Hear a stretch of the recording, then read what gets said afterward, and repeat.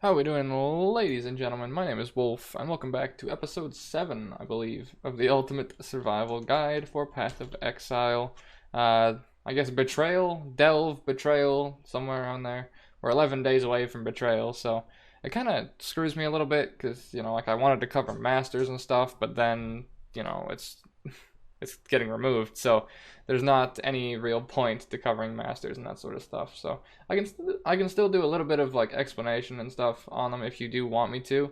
But by the time these go out, maybe like 7 days to master removal or something like that, so it's not really worth my time. But that's how it is. So we left off the last episode. We just went through Vol Ruins and came out the Northern Forest. Everything is currently black as hell. Because we basically cursed everyone accidentally, because we don't know that touching glowing objects is probably not a good idea. We would not do well in any sort of like Lara Croft series or any sort of shit like that. Our character would do very, very poorly in that. Alright, go around and talk to everyone, double check there's no quests or anything. And then we're going to make our way to the Caverns. So we can go back to the Northern Forest via Yield and Waypoint, which I always recommend you grab. Grab as many waypoints as you can. You're never gonna, you're never gonna lose anything for grabbing a waypoint. I think I need to work on my damage a little bit. We're gonna grab that 2-stone. I think this episode is probably gonna be situated around, looking for upgrades, trying to craft a little bit. Potentially, seeing what we get. Because I've had moments where, like, I reach a boss fight, and the boss fight takes like a fucking hour because my damage is scaled horribly. And one, I don't want to do that, and two, I don't want that to be, I don't want to do that on a fucking recording. But I have done it before. And the only worry I have right now is I'm scaling up my, my health, and I'm gonna have like 0 fucking damage. Which could definitely be a predicament. But, I mean, I could probably fix that. Because, yeah, if we run into a rare like this with a shitload of HP, he's not going to touch me very much. It's not going to hurt at all, but you can see what I mean by it may take a little while to kill him. So we'll leave that guy. Make our way through here, deal with the trash here. This is what, 21? We're 21. Okay, we're on level. We're on level. I do need to get better weapons though. These boarding axes are from, what, Act 1? So an upgrade may be in order. I may even try for a 2-hander. Potentially. I do think I want to dual wield at Endgame, to show off stat sticks and that sort of stuff. But I did do my explanation on stat sticks, so, let me know down below if you prefer if I dual wielded on this character, or if I used a 2-handed weapon. Dual wielding does mean that I can explain a little bit more stuff. I did explain stat sticks and all that sort of stuff already, however. So, I think I'll leave the way I build this character in the end game to you guys. What would you prefer to see? Dual wielding or a 2-hander? I mean, I've made a lot of 2-hander builds in the past, but still. For simplicity's sake. Oh, shit. Okay. Okay. We're fine. So, the reason I panicked is you saw all of those, like, totems and stuff come up. Those are an affix on blue packs. Now, I don't know if I've covered this before. I think I covered a little bit of it in one of the previous videos. But blue packs and yellow enemies can have like different affixes and stuff on them. So they can have like different effects. Like the bear we ran into, I don't remember exactly what it was. Or like what it was called or whatever. That's it with Chrome, sure. And so is that actually. I don't remember exactly what the modifier was, but it was like something that made him really tanky. Now, in that pack's case where I panicked a little, let's grab that transmute. Drop my totem to kill this thing real quick. It had Herald of the Obelisk, which is something that you'll see killing streamers quite a bit, alongside Volatile Flame Blood, that will also get a lot of people very, very often. The reason it's so scary is you saw all of those totems pop up. Those things will put out like 3, 4, 5 projectiles each every second or so. And the only way to put those totems down, like they aren't killable, the only way to get rid of them is to kill the entire Herald of the Obelisk pack at once. Or else, the totems come up and you just get flopped and have a very bad time. So, it's the sort of things where, like, since I play fast and, I stare at my map and I'm looking at the little X as opposed to everything else, this is where you kind of have to do a couple different things as a player. You either start building your character very, very tanky to counteract the fact that you don't look at your fucking screen like I do. Or you start looking at like the rare packs and that sort of stuff that you were dealing with. For me, I just prefer to make my character a little bit tankier and, you know, offset the fact that, yeah, I'm gonna die to Volatile Flameblood once or twice. It's probably gonna happen. There's a reason I don't play hardcore.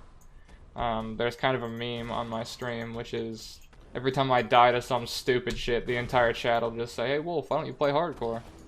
And it's because I got one-shotted by something I either didn't understand or it was a rare pack of like Herald of the Obelisks or porcupines. I'll look forward to showing you guys porcupines. I'll probably get one-shotted by porcupines and be like, God fucking damn it, not again. But each rare pack has like a bunch of different affixes it can get. Normally they aren't that bad or that scary, but the notable ones will definitely fuck your day up. So when you run across it in your game, be very careful. And that's one of the main reasons that people opt to cap resists, is because Volatile Flameblood is fire damage, Herald of the Obelisk is lightning damage, and there's probably a scary cold damage one as well. But you know, I don't pay enough attention to what's actually going on around my character, so who knows. But that's why resists are actually so important, as well as just reducing general fire damage or general lightning damage. They reduce your chances to get one-shot memed by very stupid affixes on later enemies. We're going to grab this waypoint and we're going to check my inventory to see the items that I got here. This weapon could be something good, and it is. It is very, very gorgeous. Yes, please. Okay. The rest of this is kind of shitty. That's kind of meh. Check the necklace. Anything good? It's not bad. It's not bad, but I'm going to get better stuff. So, what we're going to do is we're going to go back to town, because we have the waypoint here. Excuse me. And we are going to put in our skill points, do a little bit of crafting. So, we're going to take... we grab lightning resist for Chamber of Sins, because Chamber of Sins is mostly lightning damage, if I remember correctly. We're going to grab fire res, and we're going to grab strength, because we're going for battle cry, like I was talking about previously, with the instant war cries and that sort of stuff, which hopefully made sense. I was talking rather fast. If it didn't, I do apologize, but for certain topics, I feel like I can kind of talk a little faster with some of them, but if I go too fast sometimes, I do apologize. Alright, we're going to sell all of these, which should give me... This should be... Oh, I thought that was a chrome item. Oh well. Alright, that should be fine. 1 to 2 fizz. I don't really care much. That life... We are trying to get more damage now, but I prefer to just be tanky as hell. Look, that is a tri-red, and that's not... Okay, no, I'm going to keep those. I'm going to keep those, because I'm going to need those in a second. Put that on the side, put those on the side. Okay. Now, if we look at our rings at the moment, we have an iron ring that is level 2, and we have a coral ring that gives us about 30 health. Of course, it only says 22, but I talked about percent max life, you know, scaling up your pluses. So that ends up becoming, what, 30? Yeah, I think the exact math is 30. Now, both of these are normally outweighed at endgame by things called 2-stone rings. Essentially, these give you 2 resists at the same time, as well as they can roll like extra stuff on top of them. So I will go in depth later on how to craft like very, very in-depth gear. I do have a video for that. It's called Gear Cheaply and Die Less. I know it's a kind of clickbait title and stuff, but trust me, it's not wrong. And it teaches you how to do like very, very in-depth crafting with a lot of currency. I don't have very much right now. This is pretty much all I have access to. Let's see the rest of my stash.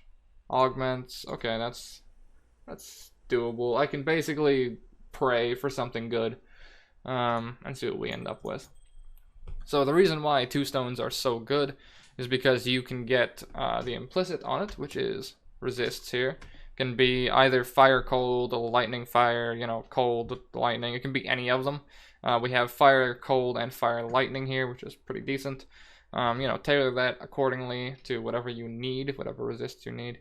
but this can fill out 2 resists at one time. If you want to target a specific one, or you need a specific one, then something like a topaz ring here will give you, you know, between 20 to 30% of whatever said resist is. So if you're lacking in like 70% lightning res or something, you're like, I don't know, minus 60 on lightning res or some shit like that, you can get, excuse me, you can get a topaz ring, craft lightning res on it, or pray too, anyways, then upgrade it, and etc, etc, etc.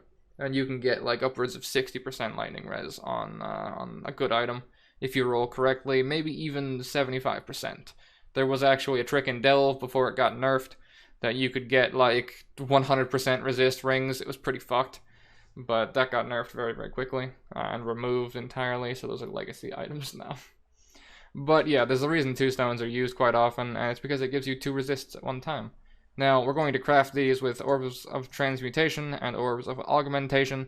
I think I covered crafting a little bit, but essentially, if I transmute an item, it should turn it from white to blue. So we're going to put that on our 2 stone here, and that's kind of average.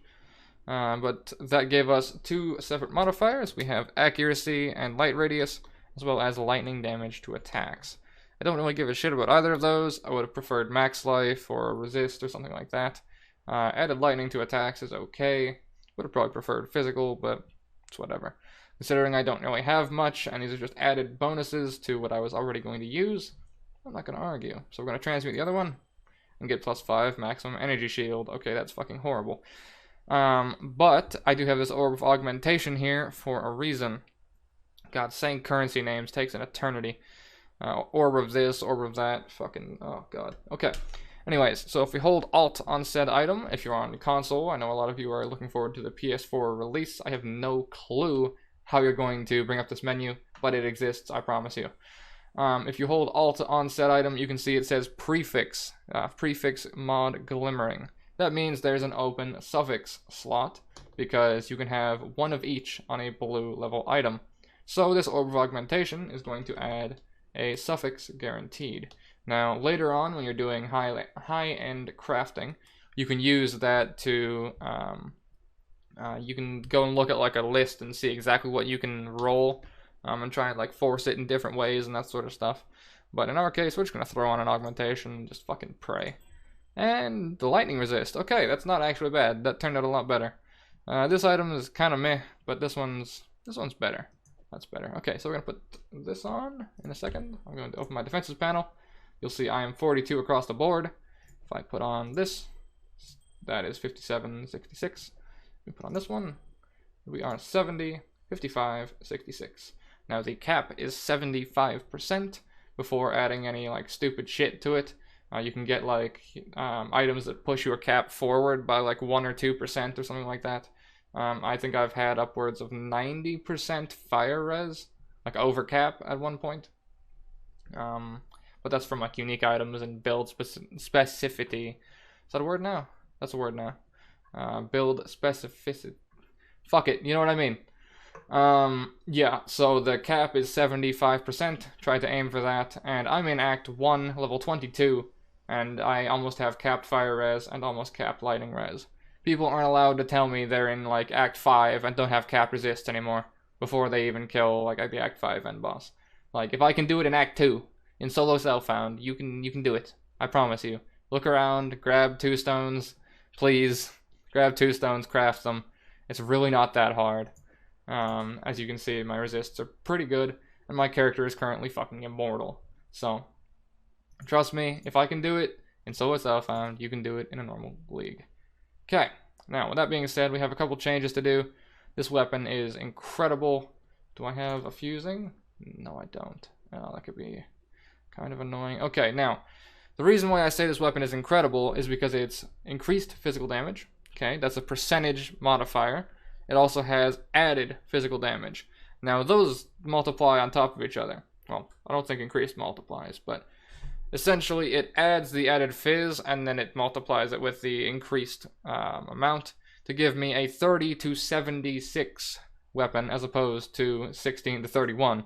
So it essentially doubles my DPS, which is nuts. But it also has +1 level of socketed melee gems. That's what's like really nice about this as well. The other two rolls are really incredible, don't get me wrong. And the fact I got this as a level like 9 item kind of annoys me, because this is like really good for endgame rolls. But the +1 socketed melee gems is going to make it so anything I put in here gets leveled up by 1. So in our case, we're going to take our main ability, Sunder, right here, throw this in here.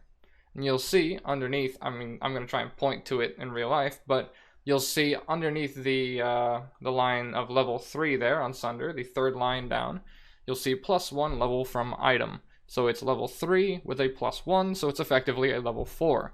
You can do this with endgame items to get gems that are over leveled. Gems will cap out at 20, but people have gotten their gem to like level 26 before from a bunch of, you know, weapon modifiers or like unique modifiers, that sort of stuff. So in our case, we have a level 4 Sunder now, which is nice. But what's even better, it says +1 level of socketed melee gems. If I take this melee physical damage support, that gets a +1 as well. Now, I would put something else in here, but sadly it's not linked up. So there's actually an advantage to putting the gems in this item as opposed to putting the gems in this item. Normally I could put whatever I want, wherever I want. But now that I have a +1 socketed of said gem that I'm using, it's more advantageous for me to put it in here because it will literally increase my damage on said ability.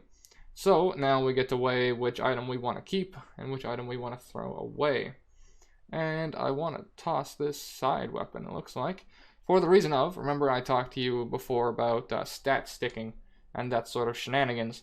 Now, this weapon has increased attack speed and increased elemental damage with attacks, as well as increased physical damage. These 3 modifiers are global, like I talked about with the stat stick conversation.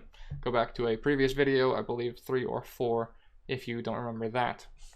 But essentially, those are global modifiers. So when this is in my offhand and I'm not striking with it, I'll still be affected by the increased attack speed, increased elemental damage, and increased fizz. And compared to my other weapon that is currently in my offhand, that only has 1 global modifier that is pretty shitty, life gain on kill is global too, which is kind of nice, but compared to the amount of damage I can get with this setup, yeah, it's not worth it in the slightest. Alright, we're going to pull out my Herald of Ash. We're going to put this in my main hand. And I'm going to completely forget this has plus dex. So give me 1 second. I need to get that necklace back. Do I still have it? Yes, I do. Ignore my fuckery. Well, bam. Now, for those of you who watched the dual wielding episode and the plus dex episode, hopefully that made sense. If not, go back and, trust me, watch that dual wielding episode, because I basically just cheated a little bit, but I cheated by abusing game mechanics pretty much to re-equip that axe right there, because I don't normally have enough dexterity, but because this item has plus dexterity on it, once it's equipped, I still get that plus dex bonus. So I can use this to push me up to the cap to put the weapon on, and then when I take this necklace off, this having the plus 10 dex on it already will allow me to still wield said item. It's a bit of game knowledge and tactical fuckery. That's a nice word. But nonetheless, it worked. Okay, now everything else here I can kind of sell. I don't really need... I was keeping these to do a 3-link setup for Sunder, but because this has +1 socketed melee gems, this is now irrelevant. So that's kind of whatever. So let's go and sell all of these. Get some currency back, hopefully. And we're almost at an alteration. Nice, nice, nice. Sell that. Bank everything in here. Bank all that. We have 1 alteration. That's okay. And I'm going to put that in there just in case I need that later on. And we can bank our thing out here. Actually, I can use that alteration. Hold on, hold on. If I go to the mage here, I can use that alteration to purchase. Oh, shit. Oh, shit. Okay. I need to say one more thing before I buy something and leave town. When you finish a quest, it'll unlock more than it shows you. So make sure to go to the mage vendor. Because when I turned in my quest before, I got the choice of these 3, right? I got elemental damage with attacks, I got melee fizz, I got faster attacks. That's all I had to choose from. But if I talk to her again, I can buy all of these. And these are really good ones too. Damage on full life is incredible if you can maintain it. Bloodlust is really good if you can bleed stuff. Endurance charge on melee stun is just amazing. You know, like that sort of stuff. Now, these actually aren't like as good as I thought they were. I thought this was brutality, which would have been taken immediately, but it's not just yet. So we might screw around with bloodlust later, but the reason I wanted to come into the shop is one alteration will net me a Herald of Purity, which is going to add more physical damage to my attacks and summon some minions for me. Now, Herald of Purity is a recent addition in the current league that I'm playing in. Can that be modified by that? No, it can't. I don't think so anyways. Oh, it can. Well, that's intriguing. Does it give me Onslaught? No. Okay. Well, this is what I was talking about in the previous video. Hang on. Let me finish the previous thought before we get here.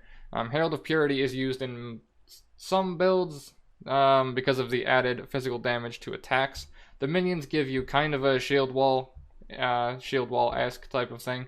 But if you're just leveling added fizz, it's on strength int, so it should be usable by most strength builds without a problem.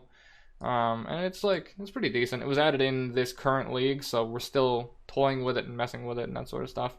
But it worked quite well. And I use it most of the time when I'm leveling Marauders for that added fizz, because it will give you a nice added damage boost to your main damage skill. Now, I was talking about previously that heralds and auras can link to stuff.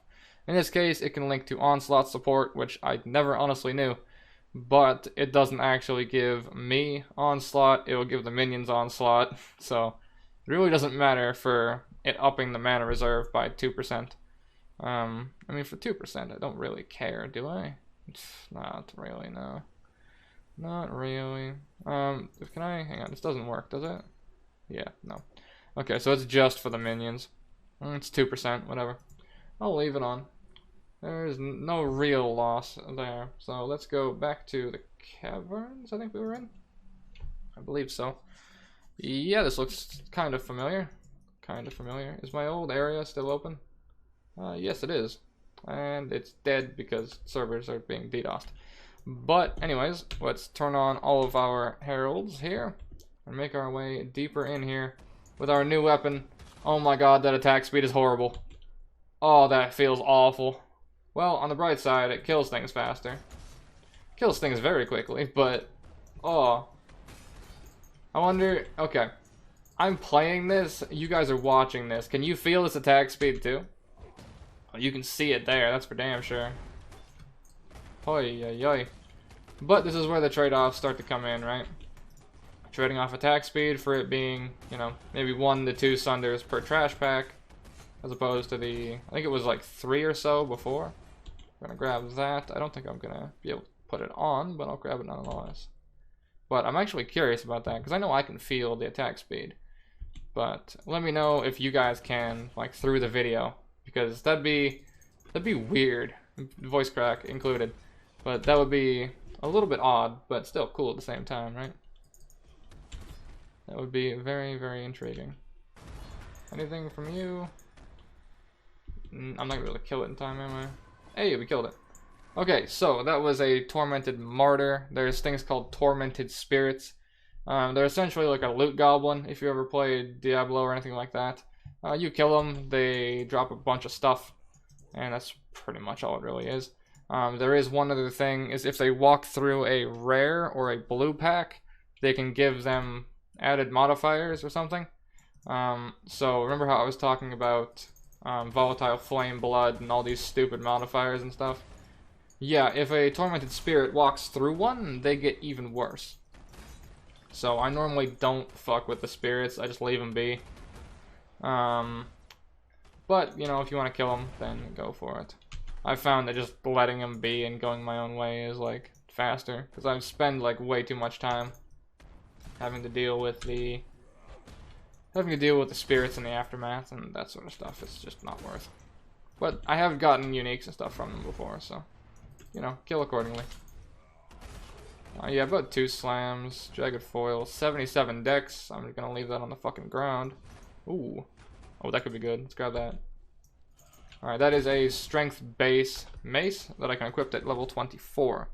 I don't have any transmutes or anything like that, but I do have an essence in my bank, which I can use to create it as a rare item. It may not pan out well, but it's a possibility nonetheless. I also want to try that and see what I actually get. If I get some cool stuff, it could be quite funny. Alrighty, let's make our way through here. That leap slam feels horrific, but I'm out of quicksilvers, so we'll make do. Keep slamming away. Whack them, and leap down here. This is why having a movement skill is so useful, by the way. God, without leap slam or shield charge or anything like that, this game would feel horrific. Absolutely horrific. Okay, scepter, don't care. Keep leaping through here. I do want to try and get the final boss of Act 3 in this episode, if I can. Hopefully, if I can. And then when we get into town, the next episode, or maybe not next episode, but one of the upcoming episodes will be me doing the Uber Lab. So that'll be fun. This character should have no real issues doing lab. Zoro might take an eternity, but should be fine. Alright, here's the boss. If we click on the Dark Altar, after a little bit of, you know, edgy noise and all that sort of shit, you know, it trying to be a ghetto horror movie, then he will appear, and we can have our very scary boss fight, who isn't going to be a threat in the slightest. In our case, I'm probably going to be killing him rather slowly, but this boss doesn't really have any healing mechanics or any stupid shit, so it shouldn't be an issue. Actually, okay. Yeah, we'll make it in time. Now, you saw that he did a phase there. There's some people who are able to literally kill him before that phase ends. With, like, without cheesed gear and stuff. They're just playing that good of a build. Alright, let's use my war cry. Heal back up. No real issue. I've gone for a bunch of life regeneration. It's not a problem. Now, you see that giant slam right there? Now, words. I can use that to kind of showcase what I was talking about before. If he goes for that giant slam or whatever, and I'm in an attack animation, I'm just running around. I'm not killing him yet because I'm talking about it. If he does that giant slam and I'm, say, like in an attack animation or something, and I can't use my war cry, that's what I was talking about previously. Also, you can see he takes like forever to attack. Alright. I need to wait for the next slam to show you one more thing. Come on, hit me again, boy. Hit me. Damn it. Oh well. Okay, what I wanted to explain was that Volground Slam has a stun capability, right? I'm sure I've talked about that multiple times at this point. It also stuns bosses. In other games like Diablo and that sort of stuff, sometimes bosses are literally immune to stun. You can't CC them, you can't freeze them, you can't do fuck all to them, depending on the boss. Yeah, in PoE, you can stun pretty much any, like, unique style endgame boss, with whatever. People have stunned the endgame boss to death, and he didn't even get to do anything. He just went into his next phase, came out of the phase, got stunned to death again, phased again, came out, got stunned to death, died. You can use Vol Ground Slam. In my case, you can use actual Ground Slam. The Endurance Charge on melee stun support. That's a fucking mouthful. But that was viable in Act 2. That gives you stun chance. And remember I talked about stun chance and that sort of stuff on maces and that sort of thing. Like, hell, I have a mace right here. You can stun endgame bosses. So if a giant slam comes out, like I was talking about before with the, you know, the war cry and all that sort of stuff, if that giant slam is going to come down, it's going to fuck your day up. If you have a stun or something like that, and it's like a guaranteed stun, Volley Ground Slam is a guaranteed stun. Other spells may not be, because, you know, 210%, 218% increased stun duration. So, it's probably going to fucking stun him. But, yeah. So if you get very scared or you have a giant attack coming at you and you have a stun, use the damn thing. Okay, let's grab all of this because I actually need to sell it for currency because I'm a poor boy. And let's get out of here, go to the city of Sauron, and make our way to town. And we can round out this episode very, very soon. But yeah, that is Act 2 clear. in a rather decent time span, I think. That was like, what, 1 or 2 episodes? 3 episodes, maybe? Something like that. Not bad. Not bad. Episode 3 is... Episode 3? Fucking calm down, brain. Act 3 is what they're looking for. Isn't really that long either, so we should be able to make our way through here reasonably quickly. I know most of the map. My act 1 to 4 is pretty good, and then after that we start to fall off and slow down. And because I know that, you know, I've started trying to learn later acts and that sort of stuff. But it's an ever-growing knowledge base, that's for sure. Because there's no one who like teaches map layouts or teaches racing strats, because they don't want you to compete with them for a very good reason. They want to fucking win. But I'm the type of person who doesn't really care much about getting like that #1 spot. A top 50 is good enough for me. So I'm perfectly fine with explaining and doing that sort of stuff. But no one else does. So because of that, like, I have to go through and learn everything on my own. So I'm able to identify where I fall short, which is nice. Not a lot of people are able to do that nowadays. And because of that, I can try and learn a few different things. I want to take that with me. That could be really good. 17. Oh, it's the same piece. It is a 4-link, or a 3-link, though. Yeah, no, it's not worth. I thought it was a higher level. Alright, make sure you click on her, by the way. If you come out of the place here, you get your waypoint, whatever. Make sure you click on her, because otherwise you're coming back. Because this is one of the quests that you need to actually click on the NPC. Because I've done that before. I've ran past her, not clicked on her, it didn't matter. I thought it didn't matter, it actually does. That goes against the grain of what I was talking about beforehand, but, you know, click the one NPC. Because you are very much so going to need to. Alright, and that brings us to the Sarn encampment and the, well, I was going to say the city of Sarn, but that brings us to the end of Act 2 and the beginning of Act 3. Now, I'm going to probably do like a side episode, maybe like a 9.5, or I don't know what not 9, what are we, 7? 7.5 or 8 or something like that. On the Ascendancy plaque and Ascendancy panel. I don't have it unlocked on this character in this league yet, so we can do it together, and I can explain it to you guys, but we're not going to be doing that next episode because I'm on level 24. When I get to about 30, 35-ish, we're going to go get our Ascendancy, because we can start doing that in Act 3. Well, you can start doing it earlier, but you can only get to the Ascendancy stuff in Yielden Act 3. But that is going to be it for this episode. That is going to be me done for now. Thank you very much for listening, and I hope you learned something. And I hope to see you in the following episodes. That's all from me. As always, take care, lads. Thanks for making it to the end of my video. If you enjoyed it, take a look at the 2 pieces of content you're seeing on screen right now. If you wouldn't mind, you can click that big red button and see more updates from me. And if you want to go even further than that, then you can take a look in the description to find my new Patreon link. You boys gotta keep the lights on somehow.